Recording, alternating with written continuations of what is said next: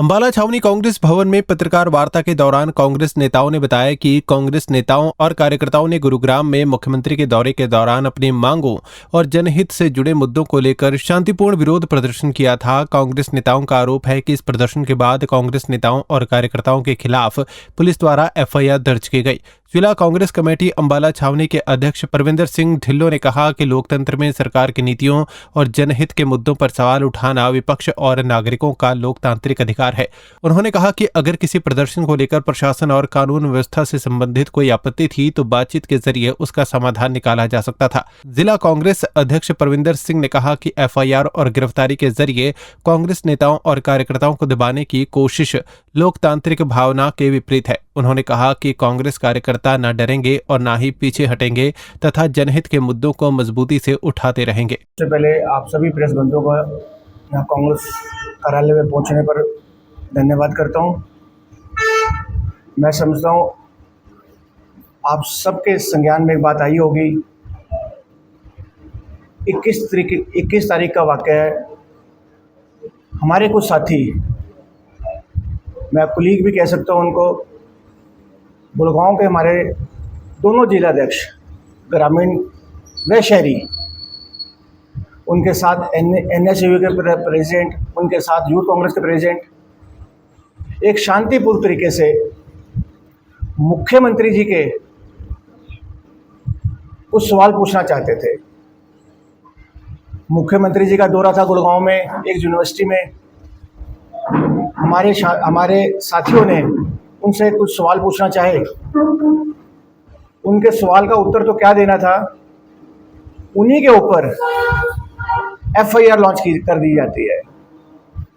वो बड़े शांतिपूर्ण तरीके से, लोकतांत्रिक तरीके से अपने कुछ सवाल, युवाओं से जुड़े कुछ सवाल, स्टूडेंट से जुड़े कुछ सवाल, यूनिवर्सिटी से जुड़े कुछ सवाल पूछना चाहते थे। लेकिन बीजेपी सरकार को, हमारे माननीय मुख्यमंत्री जी को ये रास नहीं आया। उन्होंने जबरन पुलिस के ऊपर दबाव बनाया और उनके खिलाफ लगभग 8 या 9 हमारे कार्यकर्ता, हमारे जिलाध्यक्ष, उनके खिलाफ एफआईआर लॉन्च कर दी और उनको जबरन घर से उठाने की कोशिश करी। उनके परिवार वालों को तंग किया जा रहा है, उनको बच्चों को तंग किया जा रहा है, उनके बिजनेस के ऊपर प्रहार करके उनको तंग किया जा रहा है। मैं आपके प्रेस के माध्यम से बात सभी हरियाणा वासियों को, देशवासियों तक ये बात पहुंचाना चाहता हूं। क्या हमारे संविधान में हम लोकतांत्रिक तरीके से अपनी बात नहीं रख सकते? हम अपनी बात नहीं कह सकते? आज का हमारा मेन मुद्दा ये था। देखो, अभी तो शुरुआत है, पुलिस से बात भी चल रही है, पुलिस के ऊपर दबाव बहुत है, बीजेपी सरकार का, माननीय मुख्यमंत्री जी का बहुत दबाव है।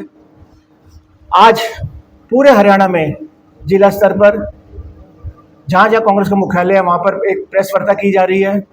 हम प्रेस वार्ता के माध्यम से पुलिस को भी बताना चाह रहे हैं, सरकार को भी जगाना चाह रहे हैं कि वो जो एफआईआर, झूठी एफआईआर जो दर्ज की है उन्होंने, वो वापस लें।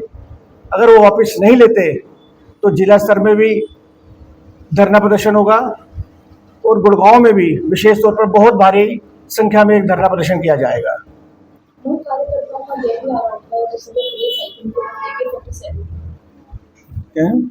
तो ये बात तो मैं, आपने एक सवाल पूछा, ये AK-47 का तो मैं समझता हूँ एक रिवाज हो गया जब से बीजेपी सरकार आई है। ये पहली बार नहीं है। बड़ा पुलिस का मुलाजिम AK-47 छीन के और वो विद्यार्थी हमारे स्टूडेंट के ऊपर दिखाई जा रही है। आपने देखा होगा, अगर मैं बात करूं पिछले महीने की 20 या 21 तारीख की, एक शांतिपुर जंतर मंतर पर विद्यार्थी, पूरे देश से स्टूडेंट इकट्ठे हुए और अपना वो रोष प्रदर्शन कर रहे थे। किस तरीके से पहले उनके ऊपर आंसू गैस के गोले दागे गए, किस तरीके से उनके ऊपर लाठीचार्ज किया गया, और यही नहीं रुकी बात, किस तरीके से एक पैलेट गन जो छर्रे निकलती है, उन छर्रों के जरिए स्टूडेंट्स के ऊपर वार किया गया। उसी के चलते हमारे एक सोनीपत का हमारा एक विद्यार्थी है, सोनीपत का हमारा एक साथी है, सोनीपत का एक हमारा स्टूडेंट है, जो पिछले लगभग 1 महीने से पुलिस को गुहार लगा रहे थे। उसका परिवार और स्वयं खुद, उनके कुछ साथी, पुलिस ने मुकदमा दर्ज नहीं किया। लेकिन हमारे जन नायक नेता, हमारे लोकप्रिय नेता, जो गरीबों की आवाज़ उठाते आए हैं, स्टूडेंट की आवाज़ उठाते आ रहे हैं, वो 21 तारीख को दिल्ली पुलिस स्टेशन पहुंचते हैं, फिर दबाव मान लो या सच मान लो, सच की जीत होती है और पुलिस को एफआईआर लॉन्च करनी पड़ी। आपने सबने देखा होगा पुलिस को एफआईआर लॉन्च करनी पड़ी। मैंने भी जैसे कि बताया कि मेरे को भी आज कुछ व्हाट्सएप्स के चैनल के माध्यम से पता चला,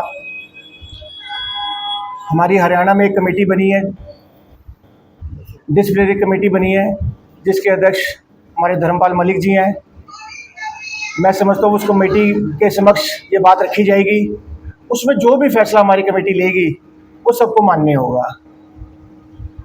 पहले भी कमेटी ने कई फैसले लिए हैं और हमने सब ने उस फैसले को हमने समर्थन भी किया है और मैं समझता हूँ कोई भी ऐसी बात उस कमेटी के आगे आएगी, रखी जाएगी, उसका जो भी कमेटी फैसला लेगी वो हम सबको मान्य नहीं होगा।